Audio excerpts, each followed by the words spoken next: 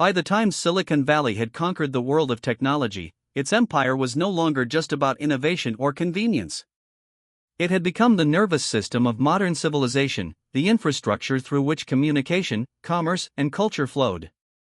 But hidden beneath the glossy surface of apps and platforms was a darker reality. Silicon Valley was not simply building tools.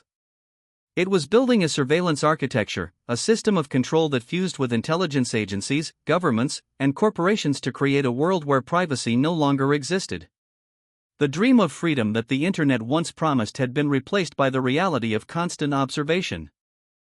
The seeds of this transformation were planted in the aftermath of September 11, 2001.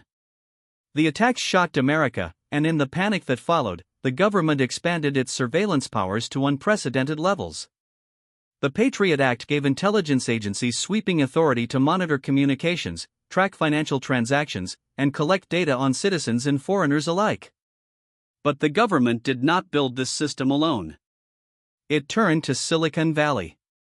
The platforms that had become indispensable to daily life, Google, Facebook, Microsoft, Apple, were enlisted as partners in the surveillance state. They provided data, access, and infrastructure. They became the eyes and ears of the new digital empire. At first, the public did not notice. The surveillance was invisible, hidden behind the convenience of search engines, social networks, and smartphones. People embraced the tools, unaware that every click, every message, every purchase was being recorded, analyzed, and stored. The Valley presented itself as a land of innovation, of freedom, of empowerment. But behind the curtain, it was building the most comprehensive system of surveillance in human history. And the government, desperate for control, was more than willing to let it happen. The revelations of Edward Snowden in 2013 tore the mask away. The world learned that the National Security Agency had built a global surveillance system, tapping into the data streams of Silicon Valley, monitoring emails, phone calls, and internet traffic on a scale that defied imagination. Programs like PRISM revealed that the platforms people trusted were quietly feeding information to intelligence agencies. The myth of privacy collapsed overnight. The internet was not a tool of liberation. It was a tool of control. And Silicon Valley was not a rebel against the state. It was the state's most powerful partner. But the story did not end with Snowden. In the years that followed, surveillance became normalized. People accepted that their data was being collected.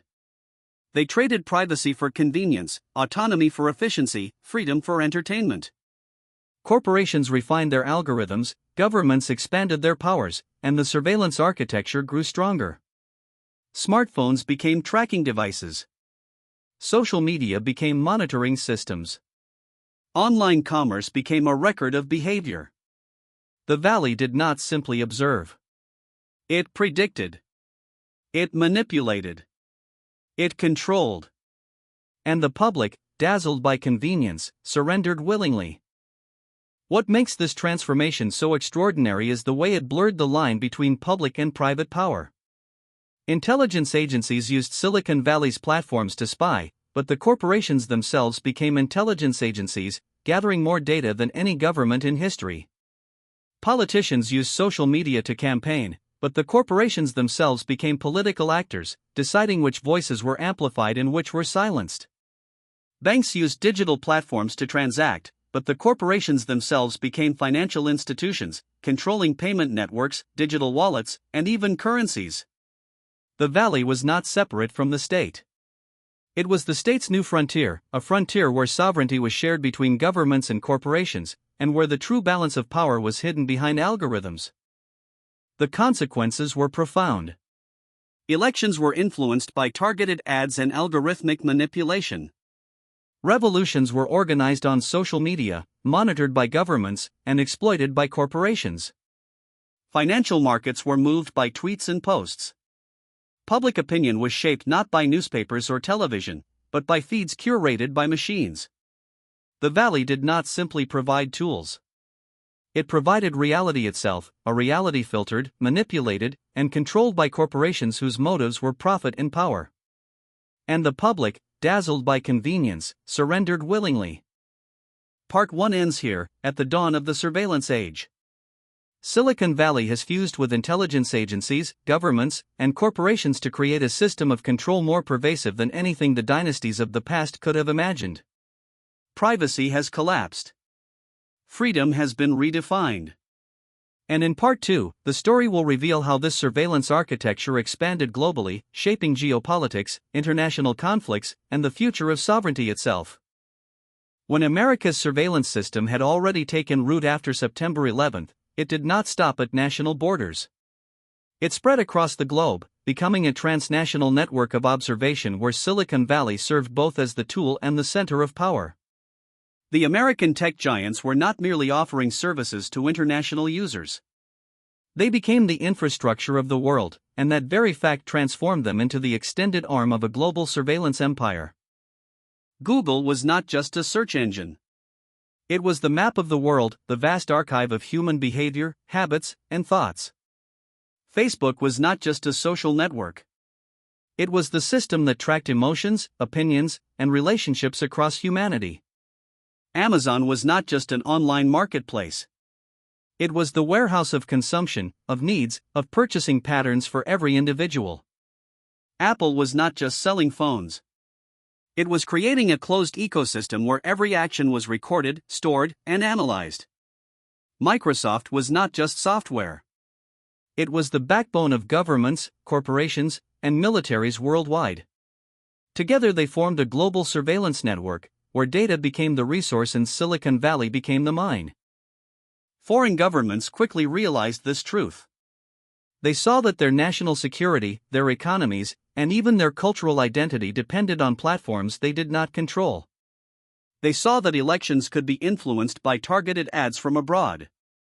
They saw that public opinion could be manipulated by algorithms designed in California. They saw that financial markets could swing wildly because of a single social media post. And they saw that protests, revolutions, and political movements could be organized, monitored, and even exploited through American tech platforms. Sovereignty was no longer about physical borders. It became about data borders. And in this war, Silicon Valley held the decisive advantage. The United States quickly recognized that Silicon Valley was not just an industry. It was a weapon. Just as oil had once been the instrument of power in the 20th century, just as finance had once been the tool of dominance, technology became the new instrument of influence. American platforms became the global infrastructure, and in moments of conflict, they could be weaponized. Access could be cut off. Voices could be erased. Data could be harvested. Silicon Valley became the new tool of diplomacy, coercion, and soft control, more subtle and more effective than any army. But other nations did not stand still. China built its own digital empire, erecting the Great Firewall and creating a parallel ecosystem with Alibaba, Tencent, Huawei, and WeChat, insulated from American influence. Russia weaponized social media to destabilize foreign elections. Europe tried to fight back with privacy laws and antitrust investigations, but the speed of technology outpaced the speed of law. The world entered a new kind of war, a data war, where the weapons were not missiles or tanks but algorithms and platforms. In this war, sovereignty was redefined. In the past, sovereignty meant territory, armies, and governments. In the digital age, sovereignty meant control over data. Nations that controlled their own platforms, their own networks, their own information flows remained independent. Nations that depended on foreign platforms became digital colonies. And by this definition, much of the world had already become a colony of Silicon Valley. Billions of people lived inside ecosystems they did not design, governed by algorithms they did not understand, controlled by corporations they could not challenge. Silicon Valley's influence was not limited to politics and economics. It was cultural. Music, movies, books, and art were distributed through its platforms. News was consumed through its feeds. Social interaction was shaped by its apps. The stories that defined societies were filtered through its algorithms. Silicon Valley did not just dominate commerce and politics. It dominated meaning. It became the lens through which humanity saw the world, the invisible architecture of perception. And in doing so, it created a new kind of empire, one that did not conquer territory but colonized consciousness. The irony is that this empire was built on ideals of freedom and openness. The internet was supposed to democratize information, to give everyone a voice, to break down barriers. But in practice, it concentrated power more ruthlessly than any previous system. A handful of corporations controlled the platforms, the algorithms, the data. They decided what was seen, what was heard, what was believed. They became invisible monarchs of the digital world. And the dream of freedom became the reality of control. Part 2 ends here, at the moment when surveillance is no longer a domestic tool but has become a global structure. Silicon Valley is not merely a center of technology. It is the infrastructure of globalization, the invisible empire of the digital age.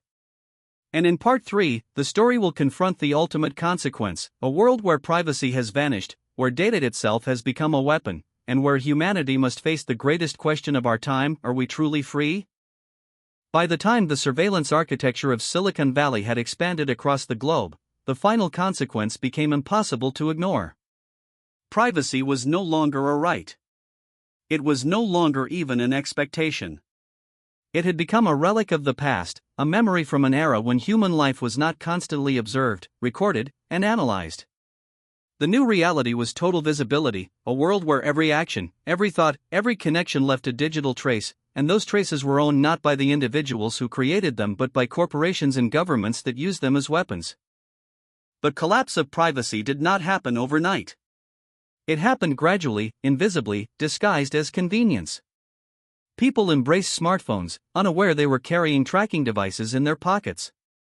They joined social networks, unaware they were building dossiers on themselves. They shopped online, unaware their consumption patterns were being catalogued. They spoke to digital assistants, unaware their voices were being stored. They surrendered willingly, seduced by the promise of efficiency, entertainment, and connection. And by the time they realized what had happened, it was too late. The surveillance architecture was complete. The most extraordinary part of this transformation was the way it redefined freedom. In the past, freedom meant the ability to act without interference, to speak without fear, to live without constant observation. In the digital age, freedom became conditional.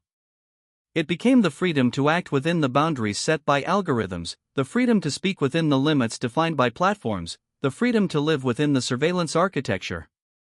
True autonomy disappeared, replaced by a managed reality where behavior was predicted, guided, and controlled. Corporations presented this system as harmless. They claimed data collection was necessary to improve services, to personalize experiences, to make life easier. Governments presented it as essential for security, for preventing terrorism, for maintaining order. But beneath the rhetoric lay the truth: data was power, and those who controlled data controlled the future. The surveillance architecture was not about convenience or safety. It was about control. It was about shaping societies, manipulating economies, and guiding politics in ways invisible to the public. The consequences were profound. Elections were no longer decided solely by debates or campaigns. They were influenced by targeted ads, algorithmic manipulation, and data-driven strategies that exploited psychological vulnerabilities. Revolutions were no longer spontaneous. They were organized on platforms monitored by governments and corporations, tracked in real time, and often manipulated for strategic ends. Financial markets were no longer driven only by fundamentals. They were moved by social media posts, algorithmic trading, and data flows controlled by tech giants. Reality itself was no longer objective. It was curated, filtered, and manipulated by algorithms that decided what people saw, what they believed, and what they ignored. This was the final stage of the surveillance empire, the colonization of consciousness. Silicon Valley did not simply dominate commerce, politics, and culture. It dominated perception. It became the lens through which humanity experienced the world. And in doing so, it created a new kind of empire, one that did not conquer territory but conquered minds. The dynasties of the past had controlled oil, finance, and industry. The dynasties of the present controlled information, attention, and thought. The irony is that people accepted this willingly. They traded privacy for convenience, autonomy for efficiency, freedom for entertainment. they believed they were empowered, connected, liberated. But in reality, they were observed, manipulated, and controlled. The surveillance architecture did not conquer them. They invited it in. They built it themselves, brick by brick, click by click, post by post. And now, they live inside it, unable to escape, unable to resist, unable to reclaim the freedom they surrendered. The collapse of privacy also created a new kind of inequality. In the past, inequality was measured in wealth, in land, in resources. In the digital age, inequality was measured in data. Those who controlled data had power. Those who did not were powerless. Corporations and governments became the new aristocracy, ruling not through ownership of land or factories but through ownership of information. Ordinary people became digital peasants, producing data they did not own, living in systems they did not control, governed by algorithms they did not understand. And yet, the surveillance empire was fragile. It depended on trust, on the illusion that people were free, on the belief that privacy was unnecessary. If that illusion collapsed, if people began to resist, if governments began to challenge, the empire could be shaken. But resistance was difficult. The architecture was invisible, embedded into daily life, disguised as convenience. To resist it meant to disconnect, to abandon platforms, to reject technology. And for most people, that was impossible. The empire was too deeply embedded, too indispensable, too seductive. Part 3 ends here, at the moment when humanity stands at the threshold of a new world, a world where privacy has vanished, where data has become the ultimate weapon, and where freedom itself has been redefined. The surveillance empire is complete, but its future is uncertain. Will humanity accept this reality, surrendering autonomy forever? Or will it resist, reclaiming privacy, and redefining freedom in the digital age? The answer will determine the destiny of the 21st century. And in Video 9, the story will shift to the next frontier, the rise of artificial intelligence, the fusion of machines and power, and the question of whether humanity will remain the master of its creations or become their subject.